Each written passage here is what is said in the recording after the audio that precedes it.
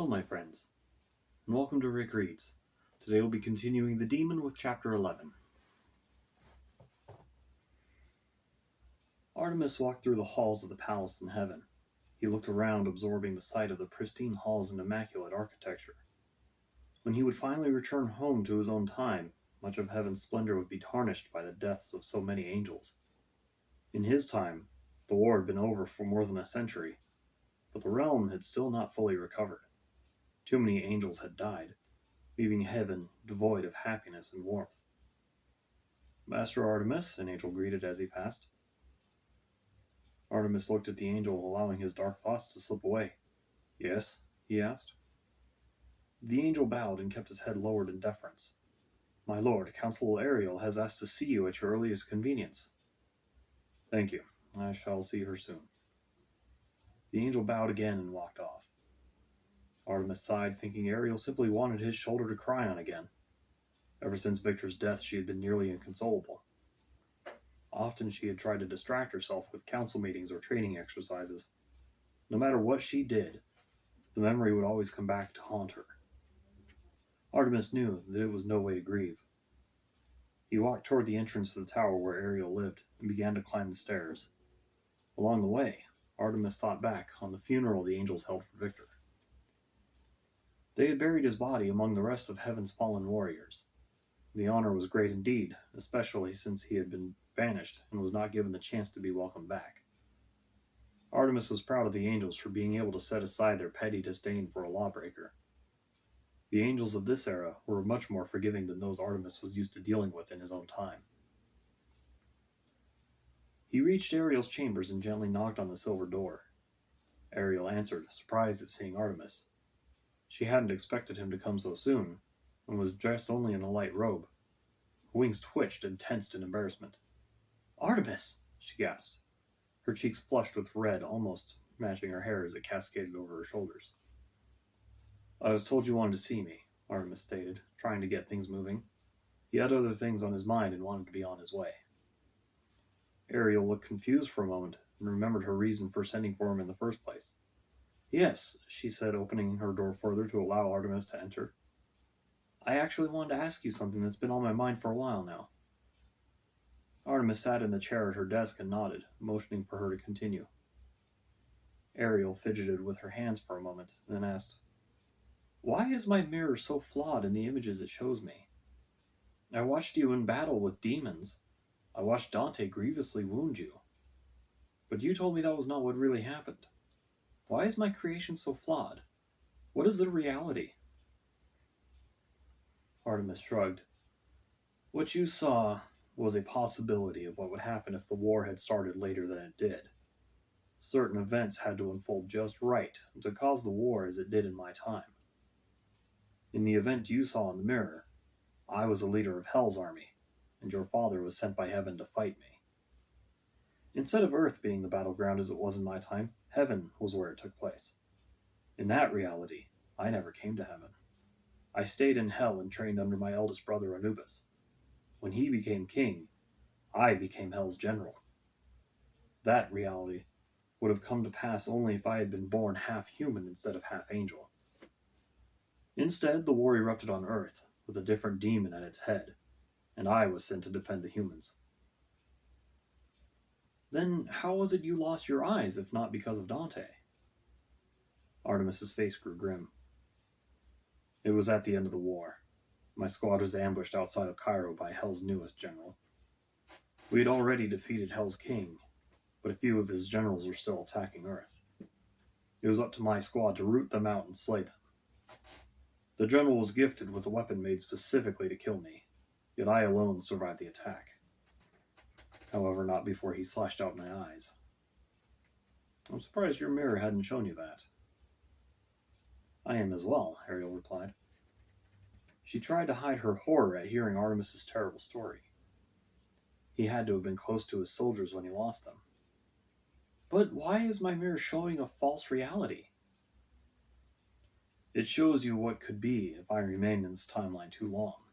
My younger self would never become an archangel, and he would eventually go back to Hell. That cannot happen." "Then what really happened?" Ariel inquired. How did the war begin? So we may better prepare for it. What must we watch out for? Artemis sighed. He knew the dangers of revealing too much, but heaven deserved a better warning than the general threat of war. Hades is king of hell now, he offered. Ariel nodded. He will have a son soon.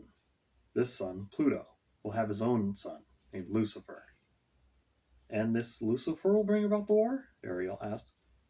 Artemis shook his head. No. Although he will accidentally begin a new religion, but not with the outcome he wanted. His son, Satan, will become the devil in that new religion. Amusingly enough, angels will be revered as saviors. Is it Satan, then? Ariel asked. Artemis held up his hand to interrupt her. Calm yourself, Ariel. No, it will be Satan's son Damien who will begin the war. Damien will seize the throne of hell and march upon Earth in hopes to expand his kingdom. He will attack a major city, murdering millions. Ariel stared at Artemis, amazed that such an occurrence was even allowed to happen with the Archangel watching over Earth. She realized Artemis may have had a hand in the beginning of the war, for Artemis's hands were tightly clenched into white-knuckled fists. Something had happened to the Archangel when the war had started, and the memory was causing him some distress. Then we assassinate Damien before he can take the throne, Ariel suggested. Artemis shook his head. That would only ignite a war directly between heaven and hell, he replied. There's to be a war in any case, Ariel quipped. The original war was heaven defending the humans until the humans had the means to fight back. Once the humans were sufficiently trained and armed, I led them and the few remaining angels personally to victory over the demons. And then Damien was killed, Ariel surmised. Again, Artemis shook his head. No, he lived. He ran back to hell to lick his wounds. However, when he went back, his people revolted. He was thrown in prison to suffer for eternity. Even in my time, hell has no king. Why does a kingdom have no king? Ariel asked, confused. When Satan died, with him went the knowledge of the last heirs to the throne of hell. 3 heirs remain in my time. 1 refuses the throne, while the other 2 simply don't know of their lineage. Why not tell them? Certainly one of them may be willing to take the throne. They don't have the honor, will, or discipline to rule a kingdom. Ariel pondered this. And I suppose putting a king on Hell's throne would alter too much, correct? Artemis nodded. Exactly. Therefore, I must leave this time and go back home before I alter any more than I already have. Ariel nodded, beginning to understand. I would hate to see you leave, she sighed. Artemis stood and placed a comforting hand on her shoulder. We will meet again. Ironically enough, you have a hand in training my younger self. You and I will meet again in time. It will be a different point in my timeline, and I won't know you as I do now, but it will still be me. Ariel looked up at his blindfold, wishing he had eyes for her to look into. What is my future like? In your own time, I mean. Artemis removed his hand from her shoulder. His visage was hard and his frown told Ariel more than she wanted to know. But she had to know. You were made an archangel during the war, Artemis explained. You left heaven with your legion in order to aid the other 2 archangels and myself as we defended Earth. What happened? Ariel pressed. You should know what happened, Artemis muttered.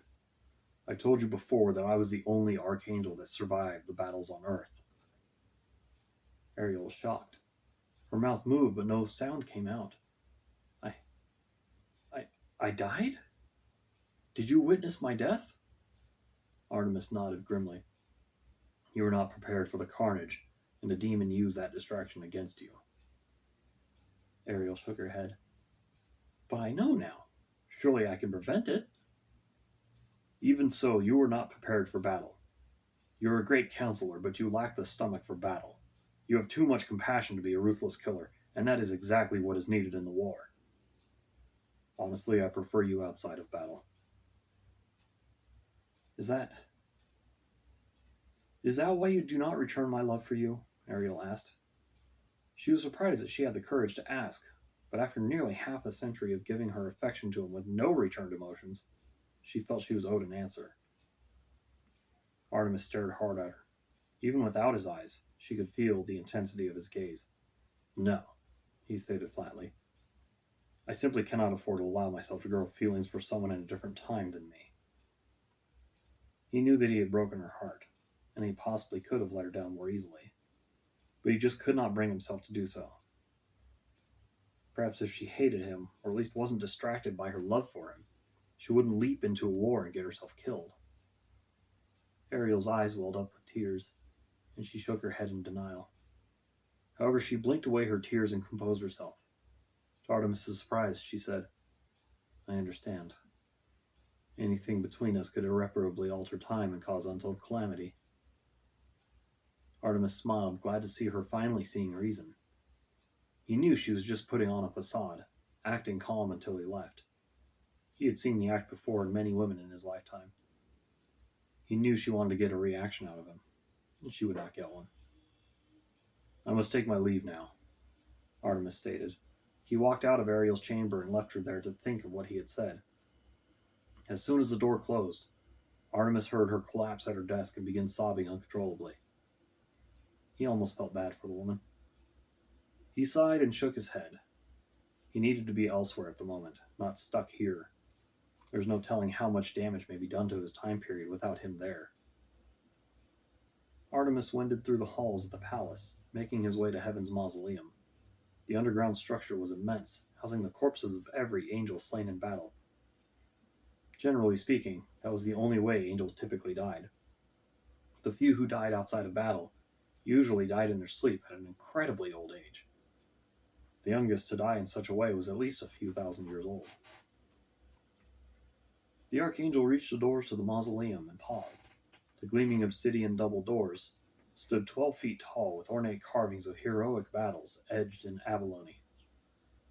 Each angel pictured on the double doors was interred in the mausoleum, and a new figure appeared every time an angel died. Artemis smiled.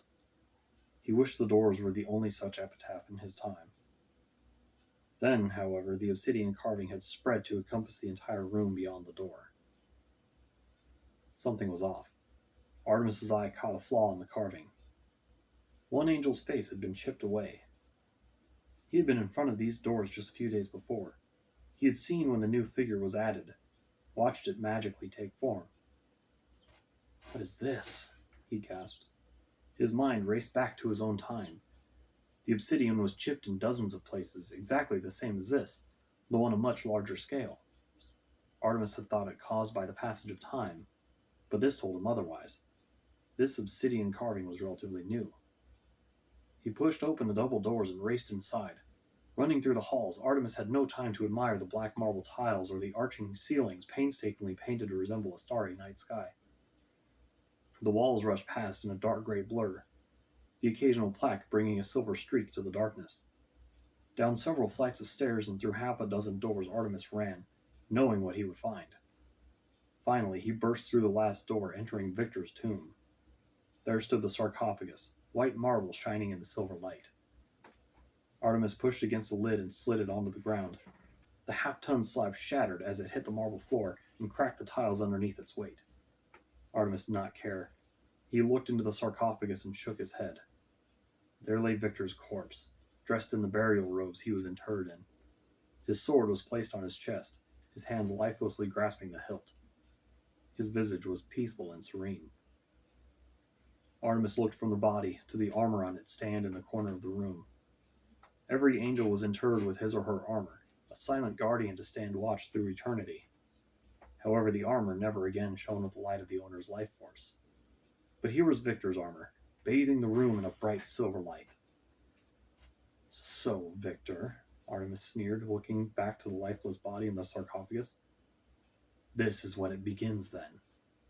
This is when you begin your hunt. Artemis shook in anger and left the mausoleum.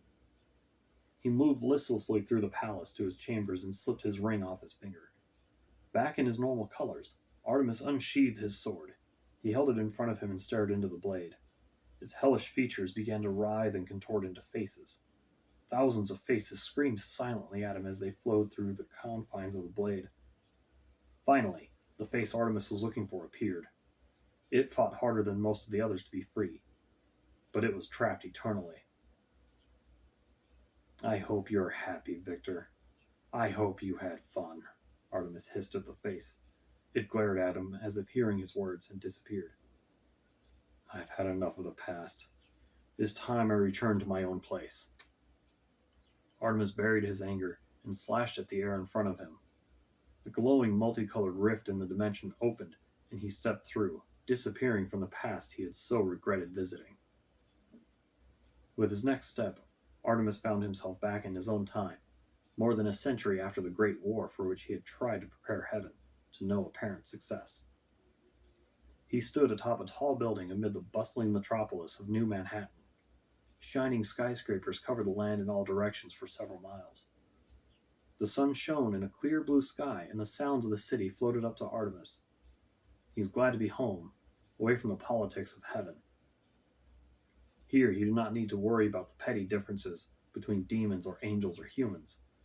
Here, in his own time, he was king of it all. He was the one being who ruled over all of them. Angels, demons, humans, lycanthropes, vampires, everything that lived did so under his leadership and guidance as a god. Artemis stretched his wings and breathed in the familiar air. He was finally home and could relax. And that, my friends, was chapter 11 of The Demon. I hope you enjoyed it. Have a wonderful day.